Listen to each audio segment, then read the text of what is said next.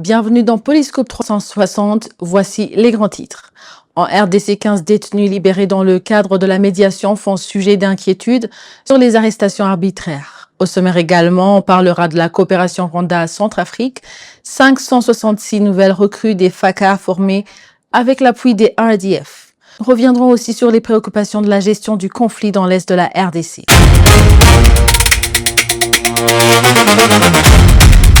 La FM23 a annoncé avoir reçu 15 détenus libérés par les autorités de Kinshasa dans le cadre de démarches de médiation en cours. Parmi eux figurent 9 personnes inscrites sur la liste soumise à la médiation, 5 autres arrêtés au Katanga, en Ituri et à Kinshasa, ainsi qu'un ressortissant ougandais dont le témoignage relance les inquiétudes concernant les conditions d'arrestation et les accusations de pratiques discriminatoires visant certaines personnes en raison de leur identité ou de leur appartenance communautaire. Suivons les détails. Le cas de Kamkama Abré illustre de manière particulièrement préoccupante les conséquences de la stigmatisation et des arrestations fondées sur le faciès, l'identité ou l'appartenance communautaire. Ces pratiques constituent l'une des causes profondes du conflit, notamment la discrimination, l'exclusion, la stigmatisation et la persécution fondée sur l'identité.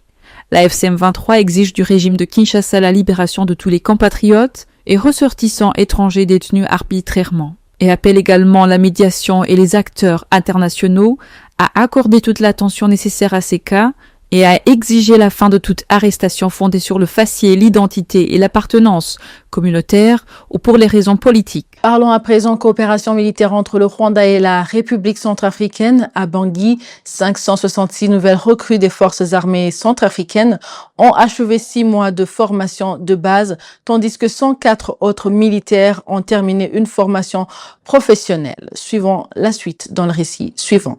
Au total, 566 nouveaux recrues ont officiellement rejoint les forces armées centrafricaines, FACA, après 6 mois de formation militaire de base. À leur côté, 104 autres militaires, dont les sous-officiers supérieurs, ont achevé une formation professionnelle de 4 mois. Ces 2 programmes ont été conduits par des instructeurs des forces rwandaises de défense en collaboration avec les FACA. La cérémonie de fin de formation s'est tenue au camp militaire de Kasai, à Bangui, sous la présidence du chef de l'État centrafricain, son Excellence Faustin Touadéra. Plusieurs personnalités ont pris part à l'événement, notamment le général-major Vincent Nyakalundi, chef d'état-major de l'armée des RDF, ambassadeur Olivier Kayumba, ambassadeur du Rwanda en République centrafricaine, ainsi que des hauts responsables gouvernementaux et des attachés de défense accrédités en Centrafrique. La formation a été dispensée dans le cadre des relations solides et anciennes entre les forces rwandaises de défense et les forces armées centrafricaines, qui se traduisent par une coopération militaire bilatérale ainsi que par des efforts conjoints en matière de maintien de la paix. Terminons cette édition par un rappel préoccupant de l'une des dimensions profondes du conflit dans l'est de la RDC, les violences et la discrimination fondées sur l'identité.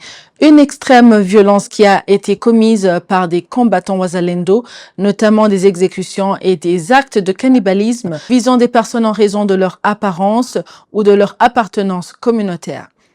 Ces actes illustrent les graves conséquences que peuvent avoir la déshumanisation, la stigmatisation et les discours de haine lorsqu'ils ciblent des communautés en fonction de leur identité. Face à ces préoccupations, la prévention de toute nouvelle atrocité passe notamment par la lutte contre les discours de haine, la protection effective des civils et la responsabilisation des auteurs de violences, quelle que soit leur appartenance. Actuellement, il serait convenable de s'attaquer aux causes profondes du conflit, notamment la discrimination, l'exclusion et les violences fondées sur l'identité, afin de construire les conditions d'une paix durable dans l'est de la RDC. Voilà, c'est tout pour aujourd'hui. Merci de nous avoir suivis. À la prochaine et d'ici là, portez-vous bien.